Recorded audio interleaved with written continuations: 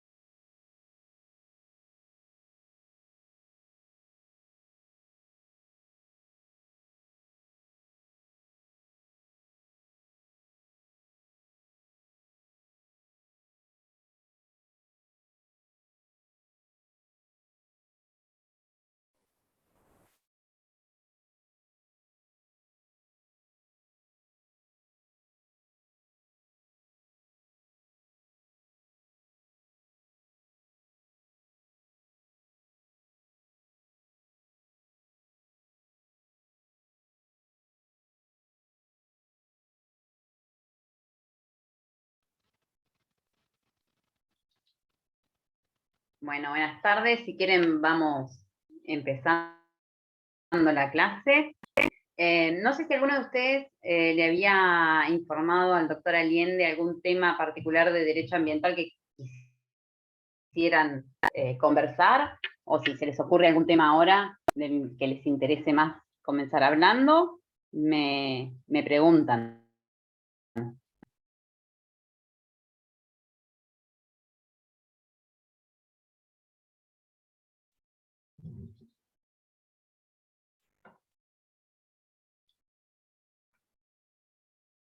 Bien, no habían pensado en nada. Entonces, ¿quieren que arranque yo? Empiezo hablando un poco y después si hay algo que les genera algo de curiosidad, me van avisando o vemos qué preguntas surgen sobre la marcha. Bien. Bueno, yo ahora les voy a hablar un poquito de un convenio internacional que se firmó en Latinoamérica que sienta bases muy importantes para el derecho ambiental, o por lo menos nosotros a partir de este convenio hemos tomado otra fuerza, ¿sí? El convenio es el acuerdo de Escazú, es una localidad de Ecuador, se firmó hace unos años, pero se transformó en ley el año pasado, ¿sí? Se incorporó a nuestra legislación, ¿sí? Por el artículo 75, inciso 22 de la Constitución, y hoy tiene jerarquía constitucional.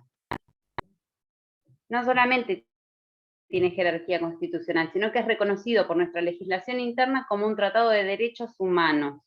Entonces, por primera vez estamos hablando que reconocer el derecho al medio ambiente sano y a las obligaciones que genera tiene rango de derecho humano, ¿sí? No es, no sé si ustedes lo habían visto en algún momento, esto en su momento se decía, creo que el doctor Allende también lo ha dicho en clase, que el derecho ambiental es un derecho de tercera generación, ¿sí? Nosotros los derechos humanos los tenemos tal vez ubicados en alguna generación anterior, y sin embargo hoy estamos viendo que un derecho que era de tercera generación pasa a tener la misma categoría que los derechos humanos, con toda la protección constitucional e institucional que eso trae, ¿sí? Es muy importante para nosotros, para todos los que hacemos derecho ambiental, que haya adquirido ese rango. No solo constitucional, sino tratado de derechos humanos, ¿sí? ¿Y qué dice ese tratado? Nosotros lo conocemos como la doctrina de los tres accesos, ¿sí? Se divide en tres partes que garantiza distintos tipos de accesos a distintas cuestiones. La primera y fundamental es el acceso a la información ambiental.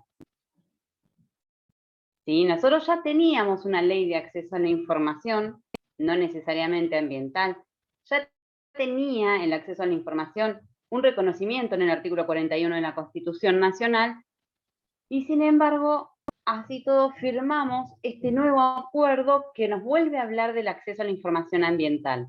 Lo que hace es establecer un procedimiento y determinadas reglas para el acceso. Nosotros, cuando pedíamos algún tipo de información ambiental, nos teníamos que regir por la ley genérica de acceso a la información. Y en cambio, hoy la información ambiental tiene un procedimiento bien específico. Es más, sin ir más lejos, el otro día la Relatoría de la Justicia Federal, nacional por supuesto, ¿no? De la Corte, emite un dictamen sobre el acceso a la información, ¿sí? En cuestiones relacionadas a minería e hidrocarburos, ¿sí? Entonces, este proceso que venimos haciendo desde que incorporamos el Tratado de Escazú, el Acuerdo de Escazú a nuestra Constitución, hace que ahora nuestras instituciones tengan que expedirse sobre ese procedimiento que nos marcó el acuerdo y la forma en que tenemos nosotros para acceder y las instituciones para informar, ¿sí? Obviamente, instituciones públicas y privadas están obligadas a otorgar la información, ¿sí? En la ley, perdón chicos, me está sonando un spam, ¿listo? En la ley anterior de acceso a la información teníamos algunas excepciones y algunas tienen cierta coherencia, pero en el Tratado de Escazú se limitaron estas excepciones. Una de las excepciones es salubridad pública y defensa, ¿sí? Por seguridad. Secretos de defensa de Estado, en esos casos sí podemos negarnos a otorgar la información. O en casos de que se vea afectada la salubridad pública. Fuera de esos casos, no podemos negar la información ambiental. Es muy importante que sean muy poquitos los casos, que antes se podían negar por muchísimas más causales, entonces la verdad que este acceso a la información no era tan accesible. ¿Sí? Los formularios tienen que ser claros, fáciles. Hay una cierta obligación que establece el tratado de que las instituciones públicas puedan publicar en sus páginas web, ¿sí?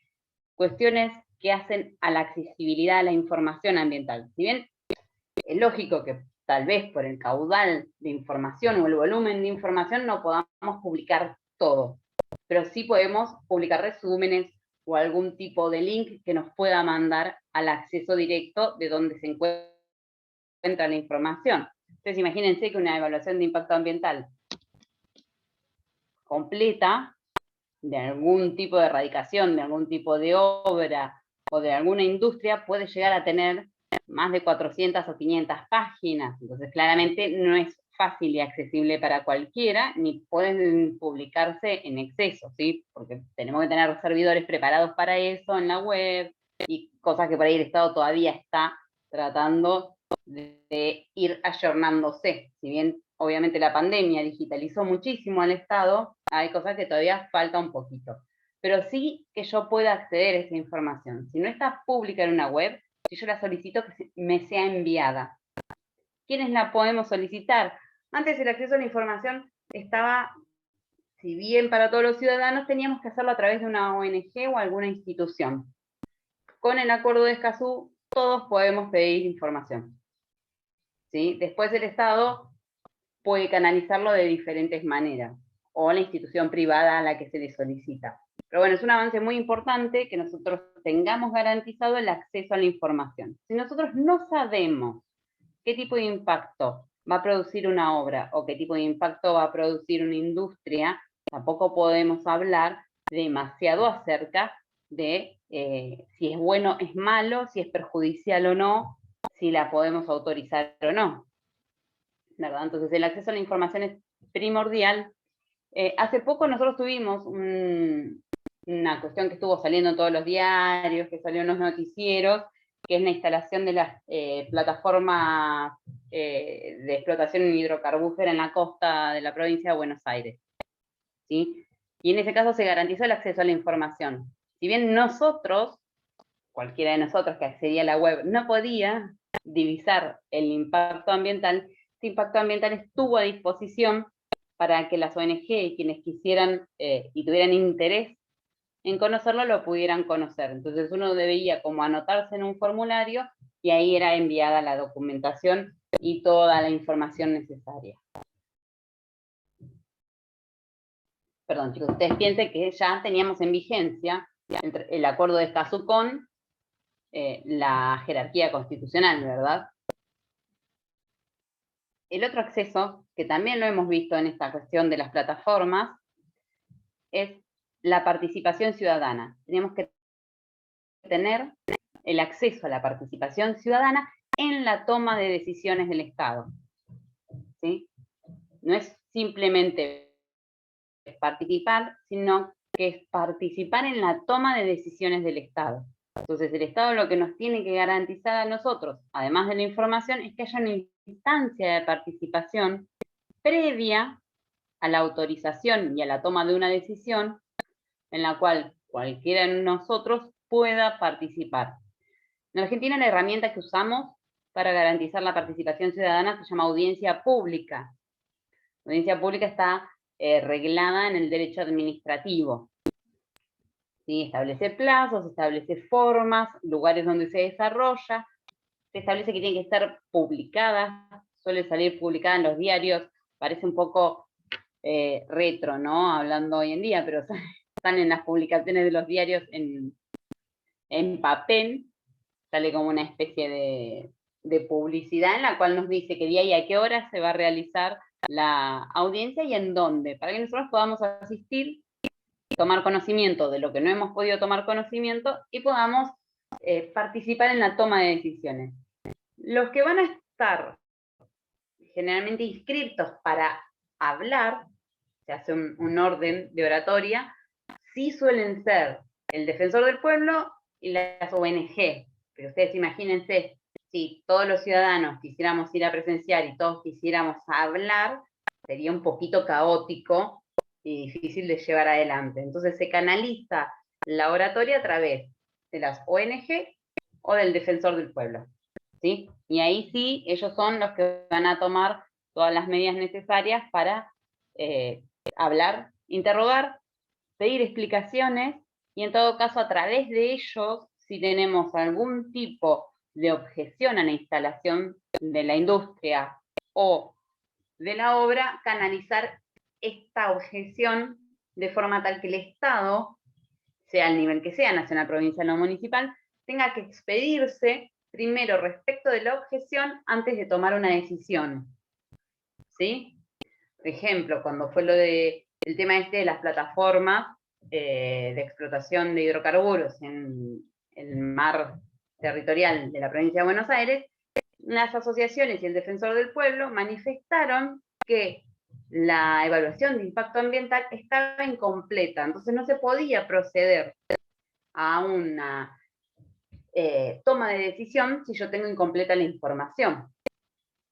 Entonces, ¿qué hizo el Estado? El Estado suspendió los términos, hizo suspender los términos hasta tanto se presentara la información que faltaba en la evaluación de impacto ambiental para poder continuar con el proceso. Entonces, una vez que se presente esa información, se va a volver a llamar a una audiencia pública, se va a exponer esa información que faltó, y si no hay objeciones, en ese caso sí va a poder el Estado tomar una decisión afirmativa o negativa, la que fuese, ¿sí? Pero le permite a aquellos que participaron de la audiencia pública tener todos los datos y toda la información necesaria para saber si tiene que objetar o no. ¿Se entendió? Bien. Entonces, de esa manera podemos garantizar y asegurarnos de que tenemos la información, de que tenemos una instancia en la cual se nos escuche, ¿sí? A través del defensor del pueblo o a través de una ONG, se escucha al ciudadano en aquello que tenga para decir respecto a la decisión que el Estado puede tomar. No existía antes esta instancia, existían algunas cuestiones, pero no era obligatorio. Hoy es obligatorio. Perdón. Hoy, si no estamos haciendo la audiencia pública, estamos violando la Constitución, ¿sí? Entonces tampoco podrían autorizar ningún tipo de actividad porque estamos yendo en contra de lo que la Constitución nos obliga. Por último, el tercer acceso, por eso eran 3 accesos, es el acceso a la justicia, ¿sí? En cuanto al acceso a la justicia, en realidad lo que dice, no es que el ciudadano pueda acceder o no a la justicia, porque eso ya es una cuestión de derecho interno de cada uno de los países, cómo va a regular los procedimientos. Pero sí lo que va a tratar de garantizar o asegurar es no solo el acceso, digamos, que el proceso sea sencillo, sino que este proceso sencillo cuente con medidas efectivas de prevención. Es decir, nosotros en nuestro derecho lo llamamos medidas cautelares, ¿sí? Entonces va a regular las medidas cautelares que se pueden utilizar en un proceso de índole ambiental y nos va a pedir y a imponer que los órganos de decisión judicial tienen que estar calificados y especializados. Desde ahí sí empezaríamos a tener algo que nosotros, los que hablamos de derecho ambiental, venimos hablando hace mucho, que es la necesidad de juzgados ambientales, donde tengamos el personal capacitado para esto, con especialización. Pero no es lo mismo un juez civil, ¿sí? Que tiene que tocar un montón de temas relacionados a nuestras relaciones interpersonales en el Código Civil, y de golpe le cae un daños y perjuicios relacionado al medio ambiente y lo va a resolver como cualquier otro daños y perjuicios común, como puede ser un accidente de tránsito. Y no es la cuestión ambiental, no tiene las mismas características que el daño en nuestro derecho, ¿no? Digamos, uno cuando ve obligaciones y ve responsabilidad civil, estudia una cuestión genérica.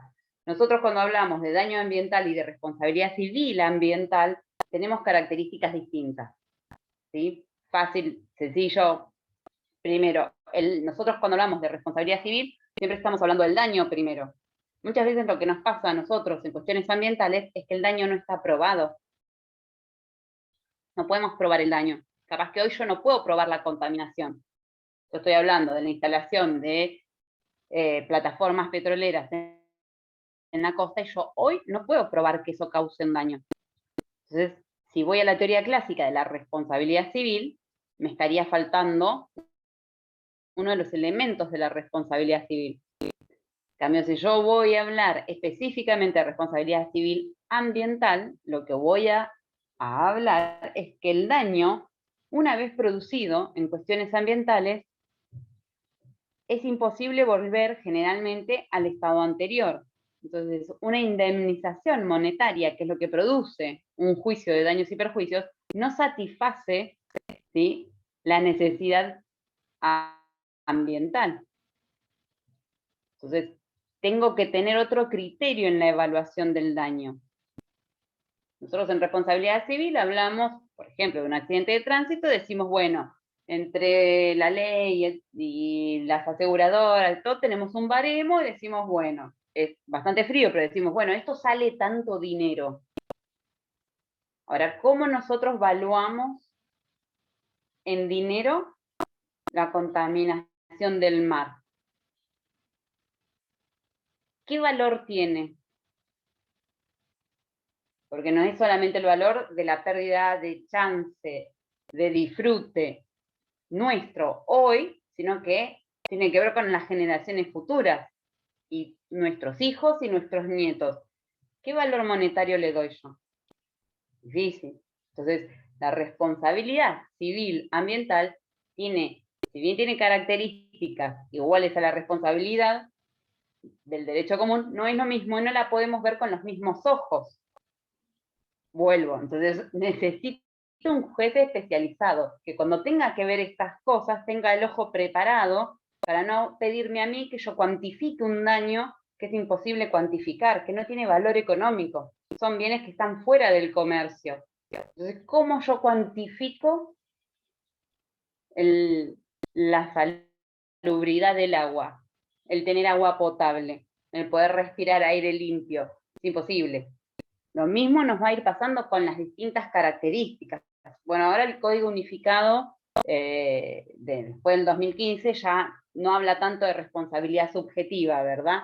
Pero dentro de los factores de atribución de la responsabilidad, antes del 2015 teníamos un factor de atribución subjetivo que era la culpa. ¿Cómo pruebo yo la culpa o el dolo, ¿sí?, en un delito o en un daños y perjuicios relacionado a la contaminación? ¿Cómo puedo yo probar lo que a la persona le pasó por dentro cuando apretó mal un botón y hubo un derrame de petróleo, o cuando tiró residuos tóxicos en el mar que no debía tirar? ¿De qué manera puedo yo probarlo? Es de prueba imposible, ¿verdad? Entonces no puedo yo en derecho ambiental hablar de responsabilidad subjetiva. El único tipo de responsabilidad que cabe en derecho ambiental es la responsabilidad objetiva, que invierte la carga de la prueba y que tengo que probar la culpa de un tercero por el cual no respondo. Y eso es fundamental, porque si yo soy una industria, tengo que probar que ninguno de mis empleados tuvo culpa. Un tercero por el cual no respondo, porque si fue alguien que trabaja bajo mi dependencia, yo respondo por mis dependientes. Entonces, si hubo un operario que realizó mal su tarea, yo me figuro, ¿no es cierto?, dueño de la empresa, tengo que responder, o presidente de la SA, o CEO, como se le dice hoy, ¿verdad? Entonces, es muy compleja la cuestión ambiental como para que nos pueda tocar cualquier juez en el sorteo. ¿Sí? Vamos a tribunales, presentamos una demanda, sale cualquier juez. No, tiene que salir un juez especializado. Tiene que ser alguien que sepa cómo manejarse, que pueda entender los tiempos, no solamente los daños y perjuicios, ¿no? Yo hablé de responsabilidad porque por ahí es lo más notorio o fácil de explicar, pero cuando nosotros iniciamos un amparo relacionado a cuestiones ambientales, más allá de que el amparo es un recurso rápido, también tiene que haber un criterio de especialización ambiental en la resolución de ese amparo. Porque no es lo mismo un amparo de salud que un amparo ambiental. Entonces, si la misma persona que tiene que resolver un amparo de salud tiene que resolver un amparo ambiental, pobre, que tiene una bipolaridad, que son dos regímenes distintos, ¿verdad? Entonces, requiere una especialización, en realidad requiere una especialización en todas las áreas, ¿verdad? Todas las áreas que tienen alguna relación con el medio ambiente requieren que haya gente especializada. Si vamos a hablar del dictado de leyes, vamos a tener que asesorarnos. El Congreso se tiene que asesorar y tiene que hablar con gente especializada en esa materia. No cualquiera puede dictar una ley ambiental porque podemos llegar a decir cualquier cosa. Pero bueno, en el acuerdo específicamente estamos hablando del acceso a la justicia, que era una deuda pendiente, que era algo que se venía reclamando hace ya bastante tiempo, que se habla de los juzgados ambientales, pero bueno, aún falta, pero ya tenemos la obligación constitucional de que existan, y eso es un montonazo. Para nosotros fue un paso importantísimo, pero ahí ustedes van a escuchar hablar mucho a los que hablamos de derecho ambiental de este acuerdo. Bueno, la idea es que hoy ya ustedes saben por qué somos tan obsesivos con él, ¿no? Nos generó una herramienta muy importante de acá hacia adelante. Sabemos que todo lleva tiempo, que hay que ir adaptando, hay que adaptar el sistema de información, el sistema de participación ciudadana y el sistema de justicia. Pero bueno, al menos tenemos el primer paso. Eso es fundamental. Vengo hablando súper rápido, ¿van bien? Sí, sí, Sí, súper claro. bien. Bien, perfecto. Ligado a todo esto, nos falta mucho en muchos aspectos. Cuando nosotros hablamos de cuestiones judiciales, por ejemplo, tenemos que hablar también de cuestiones legislativas, ¿sí? No están en el acuerdo de Escazú, pero es fundamental, necesario y urgente que dictemos un código penal ambiental. En realidad no es que hay que dictar un código penal ambiental, hay que incluir los delitos ambientales en el código penal, ¿sí?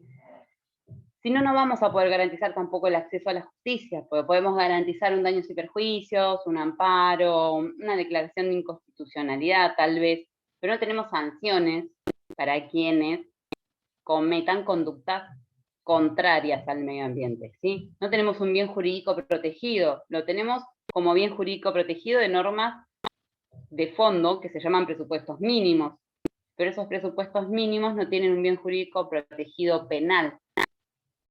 Es bastante fundamental. Nosotros por lo menos creemos que la prevención negativa, que es una de las funciones del derecho penal, genera que se autorregulen las mismas industrias, ¿sí? Entonces, no es que queremos todos los presidentes de las empresas presos, ¿verdad? No se apunta a eso, pero sabiendo que puede existir esta posibilidad, van a tratar de tener un poco más de cuidado.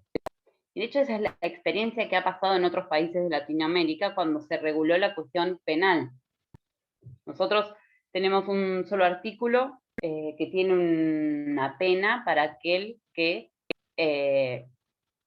contamine con residuos peligrosos, ¿sí? Es el único artículo y lo equipara a los mismos artículos que nosotros estamos viendo ahora durante toda la pandemia, ¿sí?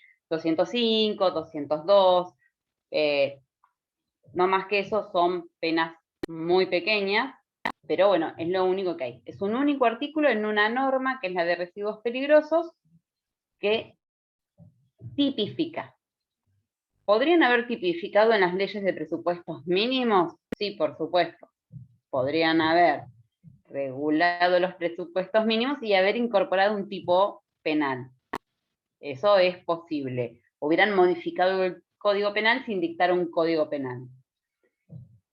Hubo un proyecto de Código Penal que finalmente no se aprobó, que perdió estado parlamentario, y ahora hay otro nuevo proyecto de Código Penal que incluye los delitos ambientales también, que está para ser tratado. Esperemos que sea lo más brevemente posible. Entonces imagínense que cuando hablamos de deforestación, por ejemplo, en el único caso que podemos llegar a sancionar a alguien es en caso de los incendios. Si podemos probar que el incendio fue intencional, puede existir pena. Ahora, el desmonte no tiene pena. La Doctora, contaminación de aguas, sí, disculpe, perdón. le hago una pregunta. Viendo que nosotros no contemplamos los delitos ambientales, de plano, porque me dice que solamente tenemos un artículo con una ley por ahí perdida. Pero al mismo tiempo nosotros suscribimos un tratado con nada más y nada menos con jerarquía constitucional, como fue el que mencionó. ¿No le parece un poquitito incoherente como es? Es decir, vamos con otros países, nos vamos a preocupar por el medio ambiente y cuando ellos nos preguntan, ¿ustedes tienen código penal ambiental? No. ¿Tienen delitos ambientales? Tampoco. Y entonces, ¿pero quieren suscribir este acuerdo? ¿Me explico? ¿No tenemos que empezar primero por casa y después hacer el grandilocuente del que tenemos jerarquía? ¿Entiende lo que le digo? A ver, yo entiendo. Yo Sí, sí. entiendo y coincido que hay mucho de lo que está regulado que se podría haber regulado bien en vez de más o menos, ¿verdad? Porque tranquilamente nosotros tenemos ley de presupuestos mínimos de bosques nativos que regulan la deforestación. Podríamos haber incluido un artículo sobre el final, sobre el tipo penal, ¿sí? Ya tiene unos cuantos años.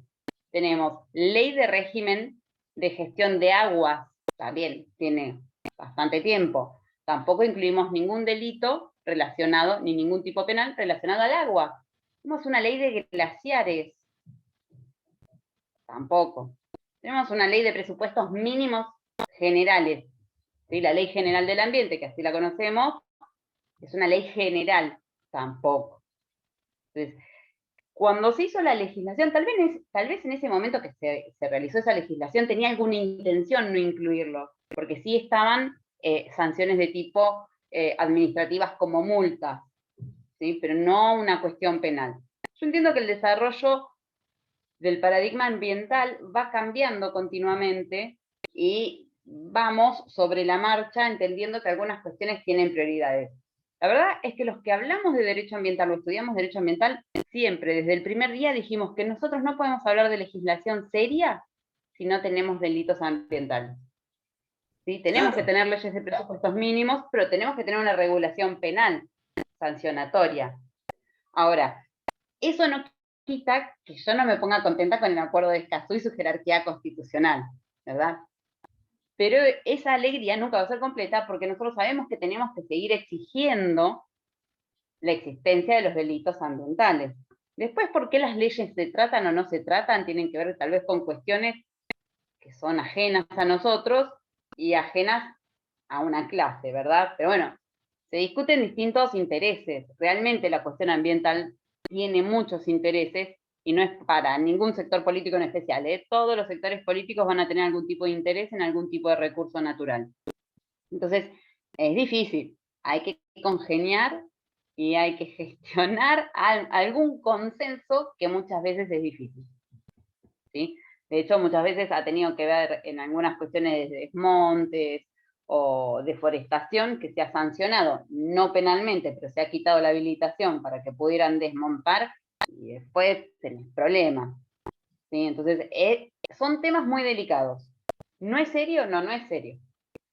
No podemos hablar de una legislación completa si no estamos hablando de protegerla en todos sus aspectos, ¿sí? Por eso yo te estaba diciendo, vengo hablando del acceso a la justicia, vengo diciendo que está muy bien que sean tribunales especializados, pero ¿qué tipo de acceso a la justicia voy a tener yo si no tengo un delito ambiental?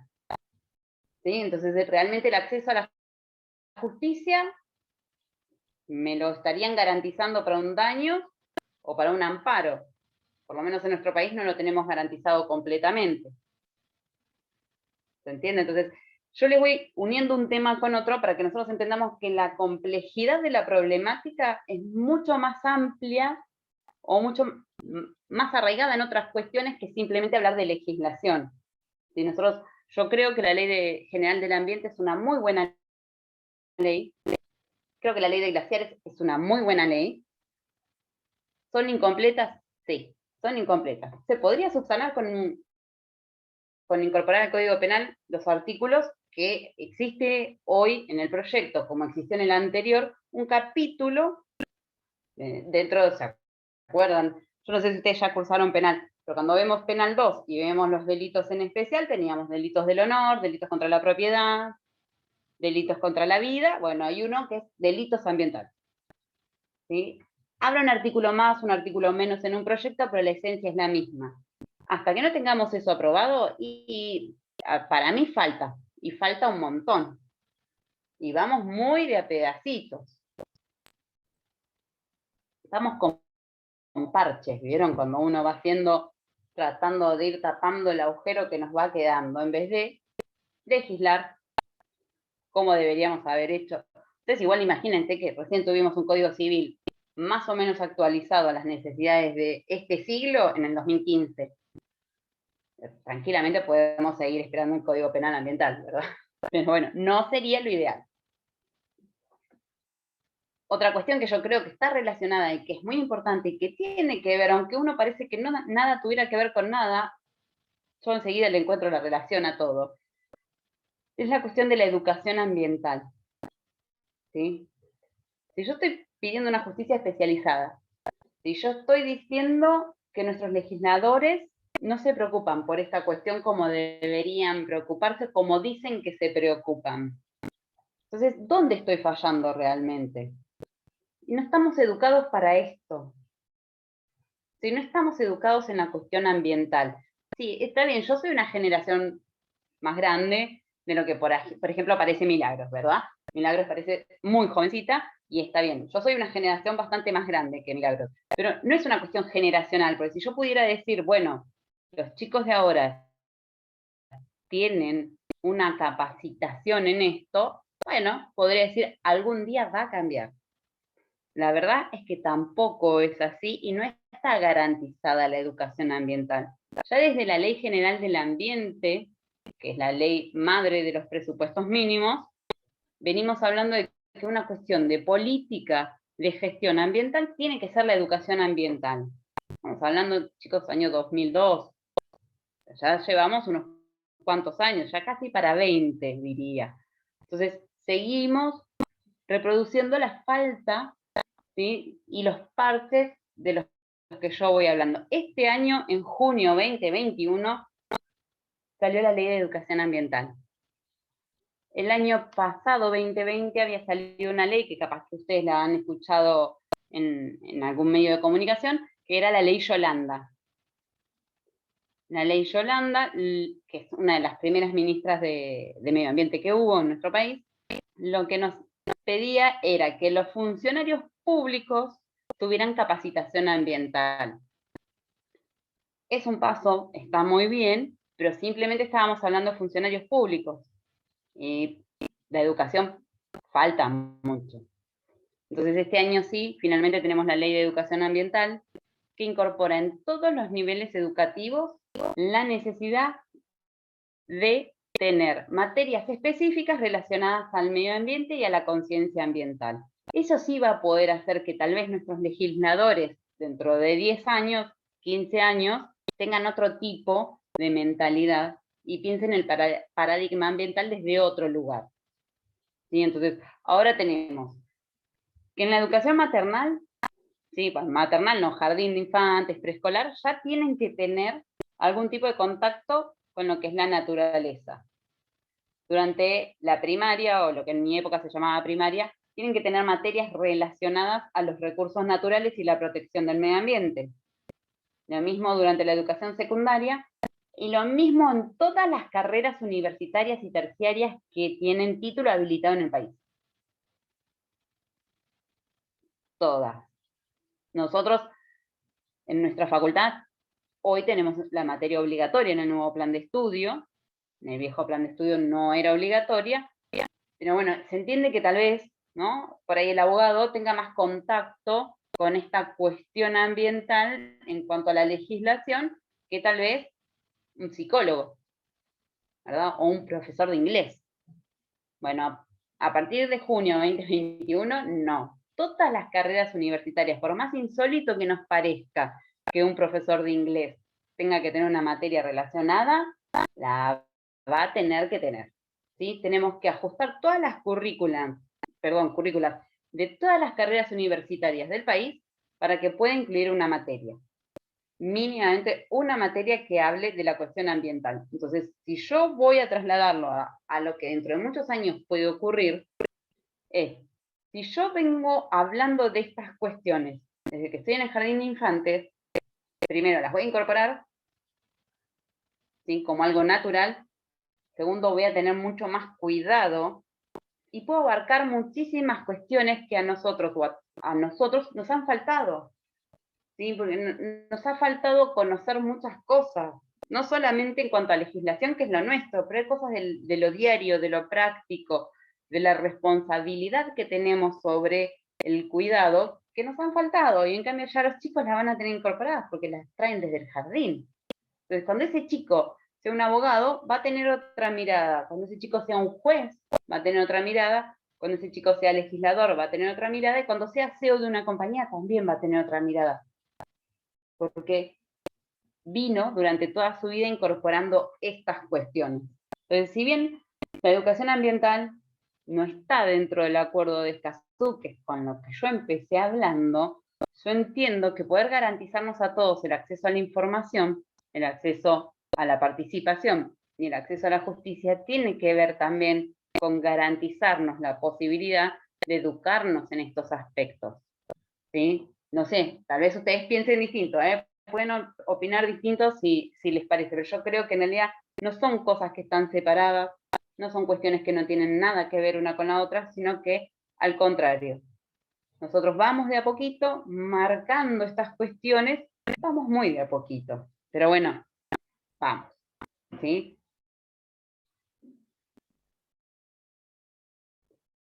A veces uno tiene la fantasía de ponerse estándares muy altos en esta cuestión ambiental, y a veces ponerse estándares muy altos en sociedades como las nuestras, o en países que no tenemos tanta cantidad de recursos, es un poco irreal. Entonces, por ahí cuando yo hablo, ustedes dirán, bueno, esta chica pobre, con qué poco se conforma, ¿verdad?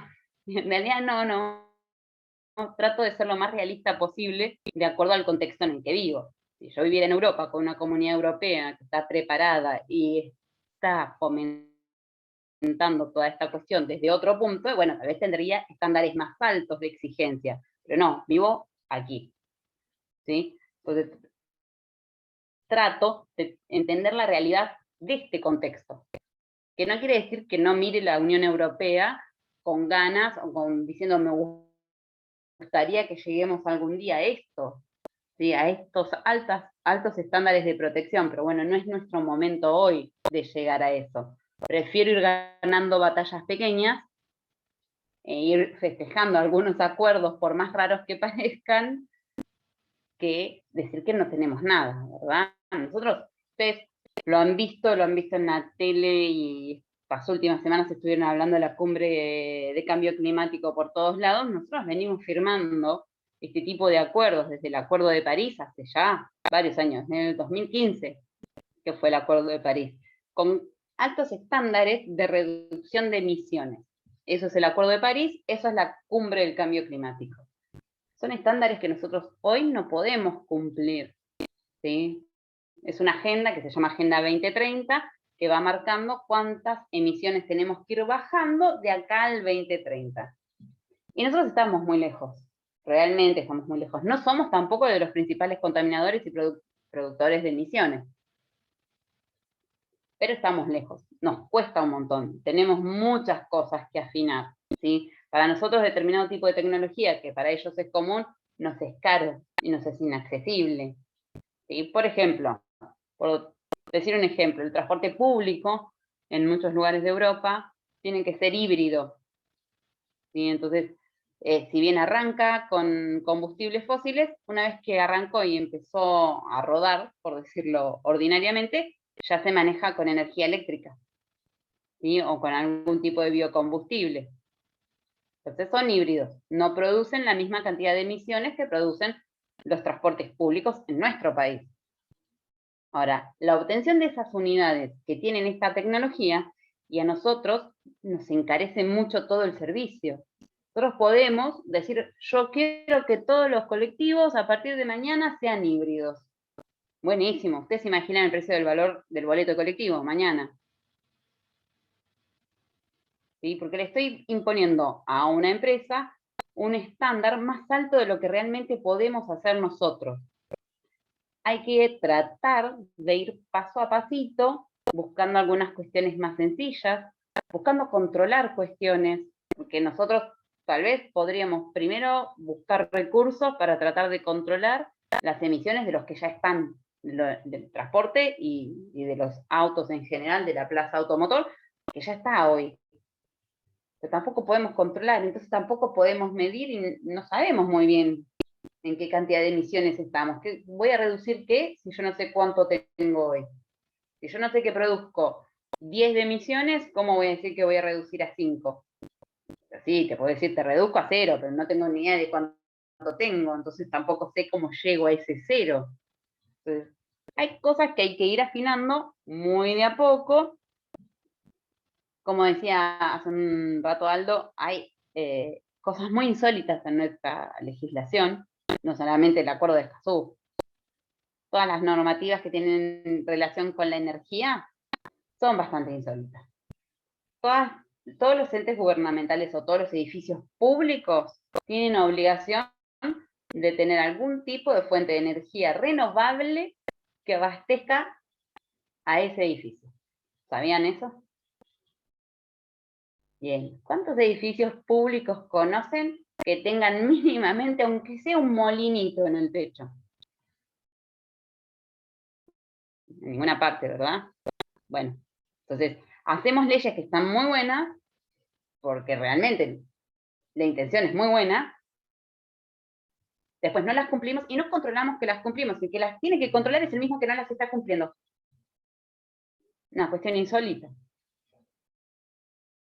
Hacemos montones de normativas que tienen que ver también con un contexto de lo que la sociedad pide en ese momento, ¿sí? Sin realmente ponernos a pensar de qué implica eso.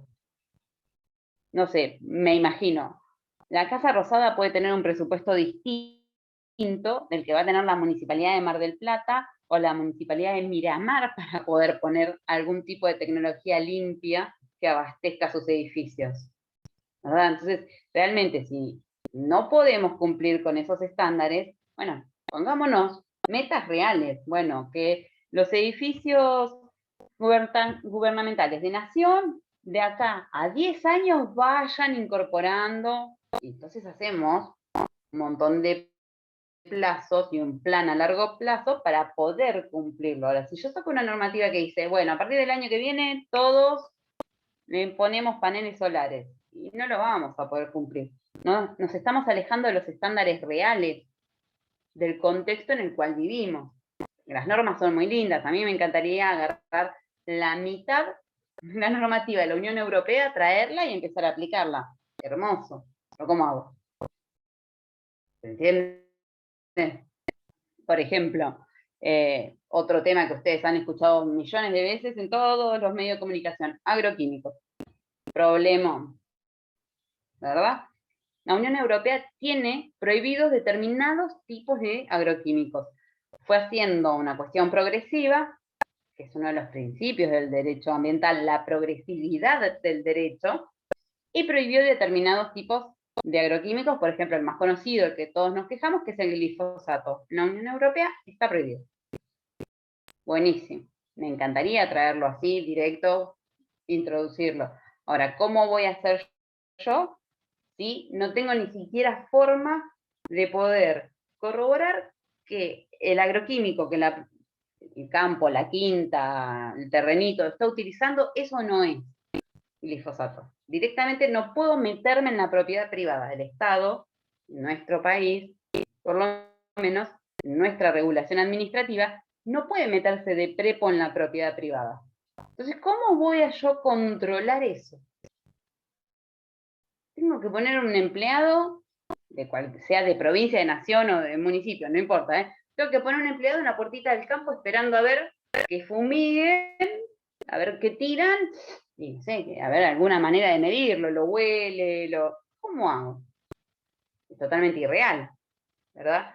¿Qué va a hacer ese señor desde el lado de afuera si le llega una bocanada de viento, dice, esto es glifosato, y no sabemos si es de ese lugar, del de al lado, de la chacra de hace 10 kilómetros, porque el viento viene del sur. Realmente es imposible en nuestra legislación hoy. Que me gustaría, me encantaría. Que se puede regular y decir no se usa más, se puede. Como poder todo se puede. Ahora, ¿lo vamos a realmente cumplir? ¿Lo vamos a poder controlar? Entonces, realmente hay que tener una cuestión, primero, de progresividad, segundo, de realidad. Nosotros no podemos alejarnos de los principios de realidad. Si nosotros legislamos fuera del contexto en el que vivimos, y vamos a poder tener un hermoso cocoliche de normas que no nos van a servir, ¿verdad? Cuando se dicta la Ley de Presupuestos Mínimos de Protección de Glaciares, que realmente es una muy buena norma, a pesar de la falta de delitos, es una muy buena norma, en su momento, bueno, más allá de la polémica, de que la primera ley no salió, de que salió una segunda norma, ¿sí? Una cuestión deliberativa compleja, la sociedad la estaba pidiendo, ¿verdad? Entonces, ¿qué pasó? En ese momento, ustedes lo han escuchado o tal vez no, hay un fallo de la Corte, que es el fallo Barrick Gold, que es una minera, que pide la inconstitucionalidad de esta ley, ¿sí? Este fallo fue realmente, no sé si novedosa es la palabra, fue realmente justo. En un primer momento, cuando piden la inconstitucionalidad, entiende el juzgado federal de la provincia donde estaba instalada la Barrick Gold, ¿sí? Si no recuerdo mal, es San Juan. Entiende la justicia federal de San Juan. Y resuelve de una manera que no era la misma en la que resuelve finalmente la Corte. Entonces uno piensa y dice, bueno, ¿qué pasó? ¿Llegó a la Corte por una cuestión de apelación extraordinaria? No. La Corte usó un recurso que puede usar, que es la avocación. La Corte vio que estaba esta causa y se metió directamente.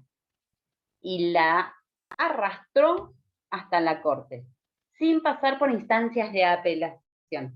Cuando nosotros leemos el artículo 41, lo que nos está diciendo es que las cuestiones ambientales, ¿sí? Al tener esta jerarquía tan importante, la Corte las puede tomar, abocarse y resolverlas él, no importa quién haya resuelto antes, y no es necesario apelar. Directamente por la cuestión colectiva, la cuestión de incidencia colectiva, este derecho tan importante, directamente la Corte aboca su función a ese juicio específico. Entonces la Corte decidió sacárselo a la Justicia Federal de la provincia y se sentaron ellos a resolver.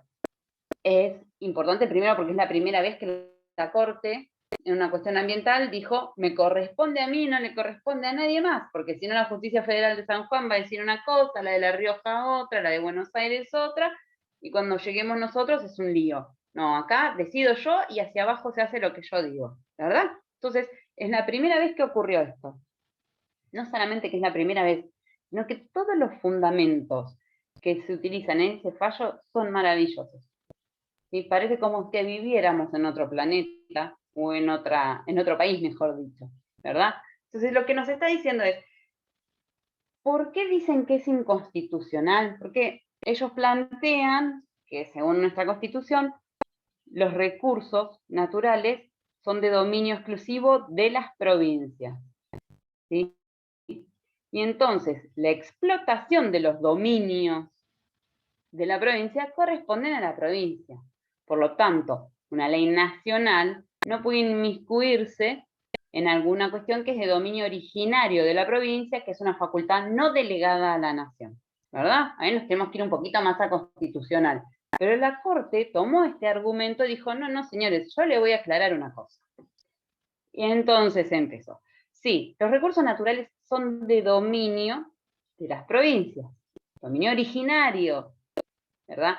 Pero el artículo 41 de la Constitución nos dice que las leyes de presupuestos mínimos se dictan por la nación, con lo cual las provincias, primero, delegaron la función legislativa. se deshicieron de la cuestión legislativa y se la dieron a la nación. ¿Por qué sí? No, porque no podemos tener distintas leyes de presupuestos mínimos que se contradigan o tengan estándares distintos en distintas provincias, porque el ambiente es uno solo, ¿verdad? Y el recurso natural es uno solo. Entonces no podemos permitir que una provincia tenga un nivel de protección mayor y otra un nivel de protección menor. Entonces, en su momento, la Constitución, cuando establece que las leyes de presupuestos mínimos las dicta la nación, lo que hacen las provincias, que son las que dictan la Constitución, es delegar esa función. Aclara un primer tema. Él les dice, señores, ojo, que cuando nosotros estamos hablando de cuestiones colectivas, de recursos naturales que pueden afectar no solamente a una provincia donde se instala un tipo de obra o industria, sino que puede afectar a todo el país. Y cuando estamos hablando específicamente de agua potable, las provincias no tienen el dominio exclusivo. Ya no es originario. Sí, tiene el dominio originario, señor. Le dejo que en papeles diga dominio originario, pero no tiene la explotación. No puede explotar ese recurso natural sin o con total libertad, digamos. Lo que le hace es ponerle una limitación a este ejercicio, ¿sí?, del dominio originario. Porque si nosotros tomábamos la Constitución, la ley de presupuestos mínimos, por supuesto, que no lo dice específicamente, pero no hay una limitación fuera de la de dictar las leyes de presupuestos mínimos. Entonces la Corte entendió que ellos tenían que aclarar de una vez y para siempre que si estamos hablando, primero, de agua potable, segundo, de un recurso colectivo, la explotación ya no es tan libre para la provincia por más que tenga el dominio originario. En este caso puntual, especifica y habla mucho acerca del recurso agua potable, ¿verdad?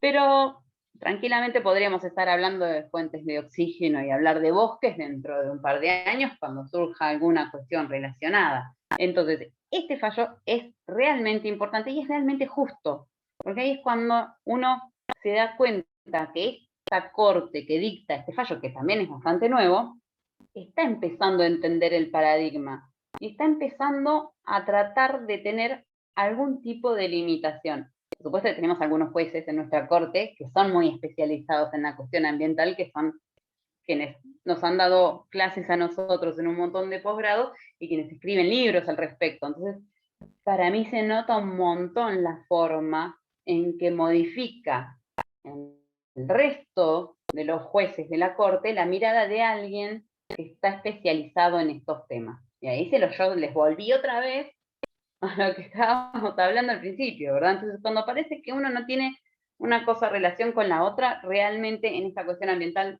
todo tiene relación con todo. El derecho ambiental es tan transversal que cruza y abarca todo, ¿verdad? Nos puede abarcar desde cualquier aspecto de la vida. Y ustedes dirán, capaz que no tanto con la filosofía. Y no sé, yo creo que tiene mucho que ver también con la filosofía, tiene mucho que ver con la responsabilidad social empresaria, tiene que ver con la bioética, con la ética ambiental, tiene que ver con un montón de principios que vamos a empezar a hablar hacia adelante, ¿verdad? Tal vez no podamos encontrar, o sí, en Platón y en Aristóteles, alguna referencia tan pura al medio ambiente como lo conocemos nosotros hoy, pero yo creo que de acá en adelante vamos a empezar a tener mucho más de todos estos paradigmas planteados hacia adelante. El concepto de medio ambiente hoy es tan amplio, ya no estamos hablando solo de recursos naturales, para nosotros el medio ambiente tiene una cuestión social muy arraigada y que no es ajeno la cuestión social al medio ambiente, ni la cuestión cultural, ¿sí? Entonces, vamos a empezar a ver un poquito más cómo el medio ambiente se relaciona con otras disciplinas que por ahí pensábamos que no estaba tan relacionada. Perdón. Ahora nosotros escuchamos hablar en todos lados de desarrollo sostenible, ¿sí? Y es un concepto muy amplio, o de sustentabilidad directamente, ya ni de desarrollo sostenible, de sustentabilidad. Sustentabilidad es todavía más amplio, que desarrollo sostenible. Si me desarrollo nos está hablando de algo que evoluciona hacia el futuro y garantiza que el futuro pueda tener el mismo desarrollo productivo. Entonces, sustentabilidad es todavía más profundo. Quiere decir que todo lo que hoy hacemos podamos seguir haciéndolo, ¿sí? Que se pueda continuar en las distintas generaciones siguientes. Entonces, el concepto de sustentabilidad nos va a hablar de ordenamiento territorial, por ejemplo. ¿Sí? Entonces ahí ya podemos incluir también a los arquitectos, que no se quedan afuera de todo esto. Entonces, si nosotros no ordenamos el territorio, no podemos decir que el territorio es sostenible, ¿sí? O sustentable. Tenemos que hablar de turismo. Nosotros no podemos seguir haciendo turismo de la misma manera que hacemos turismo. El turismo tiene que ser sustentable hacia adelante, y todas las actividades tienen que estar ligadas. Nosotros somos una ciudad turística, nos falta años luz, pero por ejemplo, ¿de qué manera lo podemos hacer? Y hoy en día se está hablando ya de una cuestión de balnearios sustentables, ¿sí? O sostenibles. Entonces, cuando nosotros hablamos de balnearios sostenibles, y, por ejemplo, las estructuras edilicias de material fijo están prohibidas en la arena. ¿Verdad? Si yo lo tengo más hacia adentro es otra cosa. Pero en la playa empiezan a estar prohibidas. Que no es lo que tenemos hoy nosotros, ¿verdad?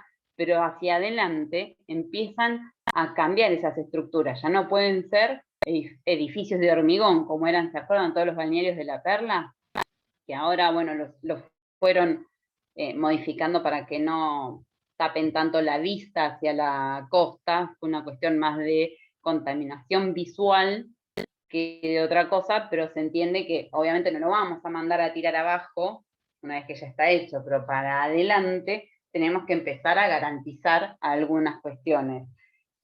Por ejemplo, muchas veces lo que se pide es la sustentabilidad de los circuitos hídricos, o sea, que tanto el agua de los baños, no el agua que nos bañamos, ¿verdad? Pero ese agua que yo me baño en un balneario, se pueda depositar en algún tipo de depósito que luego se utilice para cuando hacemos la descarga de la cadena. Entonces esa agua de esa ducha, de una persona que se duchó, no se desperdicia, sino que se recicla. Los sistemas de las piletas tienen que tener un reciclado específico. Entonces empezamos a hablar de algunas cuestiones de sustentabilidad relacionadas al turismo, que además la sociedad de a poco empieza a exigir. Entonces, cuando nosotros vemos que, por ejemplo, no sé, un local permite mascotas y le decimos pet friendly, bueno, la sociedad empieza a exigir que yo pueda ir a tomar un café con mi perrito, ¿verdad? Bueno, esto va a pasar lo mismo. Cuando yo le brindo a la sociedad el servicio sustentable, la sociedad, una vez que lo entiende, lo empieza a exigir. Entonces ya todos tenemos que ir transformándonos hacia ese servicio. Porque ¿qué va a pasar? El balneario es sustentable. Cuando todos quieran ir a ese balneario, y no al de al lado, el de al lado va a tener que decir, bueno, para poder competir con este señor, me voy a tener que adaptar, ¿verdad? Entonces, ahí vamos regulando la competencia, ¿verdad? La competencia dentro de lo que nosotros pensamos como sistema capitalista. Entonces, la sustentabilidad, empezar a exigir la sustentabilidad de las cosas, hace que empecemos a cambiar la mirada. Si nosotros, por ejemplo, no sé, son cosas sencillas, empezamos a exigir, no sé, en la facu, ¿no? Que todo tipo de maquinaria que utilizan los empleados, computadoras, fax, bueno, fax es retro, escáneres, fotocopiadoras, tengan una etiqueta ecológica de ahorro de energía, bueno, ya la facultad va a brindar un servicio, el mismo que brinda ahora, pero con un adicional. No estamos gastando tanta energía. Y lo vas a poder vender, ¿entendés? Entonces, esa venta hace que el otro quiera consumir lo mismo. Y entonces, uno se va a fijar y va a decir, che, ¿y mi compu qué etiqueta? ¿Tiene etiqueta? ¿No tiene etiqueta? ¿Cuál es la marca que tiene la etiqueta ambiental? Y vamos todos tratando de generar este consumo sustentable y nos va empujando hacia ello, ¿verdad? Yo siempre hablo por ahí lugares públicos o cuestiones estatales, porque son las que por ahí me parece que deberían dar el ejemplo, ¿verdad? Nosotros también podemos ir a decirle al señor comerciante, señor, quiero una compu, pero que tenga etiqueta Energy Star, que es ahorro de energía. No, no tengo. Ah, bueno, vuelvo otro día, muchas gracias, y me retiro. Entonces ya voy a obligar al comerciante a que vaya a averiguar qué es, vaya a ver qué costo tiene, vaya a ver si lo puede vender. Uno intenta por ahí hablar desde el estado que vendría a ser como cuando un papá, por un ejemplo, hace un hijo, pero en realidad todos podemos dar el ejemplo y todos podemos ir de a poquito pensando en un consumo que tenga estas cuestiones relacionadas a la sustentabilidad de las cosas, ¿sí? Y de la vida en común, porque la verdad es que la vida nuestra, la de todos, va a pasar en algún momento por esta cuestión. No sé si es tan trágico o tan cinematográfico como una película de Hollywood donde de golpe se inunda todo, se congela todo el mundo. Para mí no es tan drástica la cuestión, pero sí mejora mucho la calidad de vida poder pedir estas cosas que se pueden hacer, que no es que son incompatibles, no es incompatible la industria y el medio ambiente, no es incompatible la tecnología y el medio ambiente, y no es incompatible la evolución y el medio ambiente. Tienen que ser compatibles, son compatibles y se pueden empezar a utilizar. No es que si yo digo, bueno, voy a intentar buscar cuestiones más sustentables, de golpe voy a tener que ir con una vela, ¿verdad? Y en la tecnología del siglo XIX, no.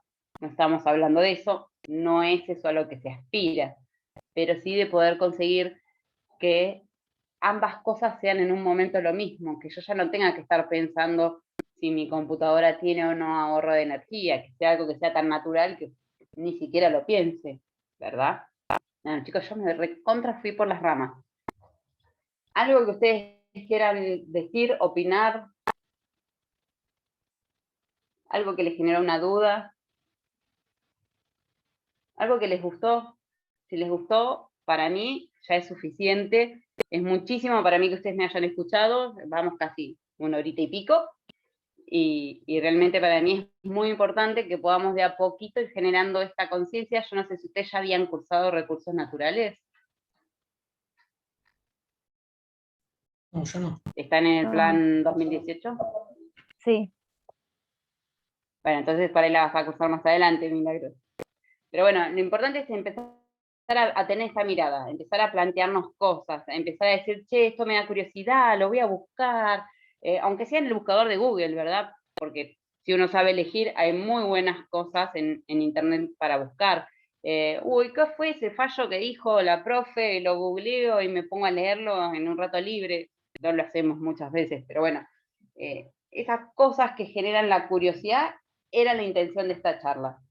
¿Sí? Yo no les voy a dar cátedra hoy, en algún momento, si llegan a recursos naturales, nos veremos de nuevo, pero si no, la idea es generarles curiosidad, es que ustedes se queden con las ganas de saber un poquito más, de investigar, de buscar, de que cuando vean algo en las noticias o escuchen algo en las noticias, busquen de qué se trata, porque a veces la información de los medios es incompleta, entonces tenemos que buscar un poco más, y es esto, generarles un poquito de curiosidad acerca de la cuestión ambiental, y por ahí no ser tampoco tan, como en muchos lugares o en muchos otros lugares, una cuestión de que esto solamente es para ambientalistas, ¿verdad? Esto no pasa por ahí, esto nos toca a todos y todos podemos buscar desde lo que a nosotros nos gusta o nos llama la atención, un lugar desde donde eh, charlar, hablar y educar.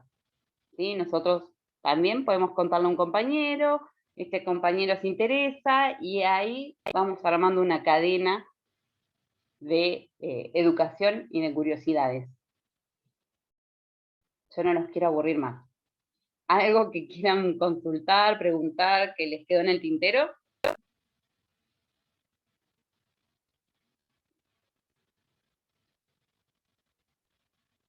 Bien, dudas del trabajo final y todo eso, a los doctores Salvador y Allende, yo con eso no tengo nada que ver, chicos. Eh, simplemente era poder darles un panorama muy general de la cuestión ambiental. Si ustedes no tienen ninguna duda, yo los libero tempranito, así, no sé, creo que todavía podemos disfrutar un poco de los 30 y pico de grados que hace hoy, ¿verdad? Así que bueno, los dejo libres, espero que les vaya muy bien en la materia y nos estaremos cruzando en la facu. Dale, Gracias, muchísimas doctora. gracias. Buenas tardes. Muy Gracias a interesante. ustedes.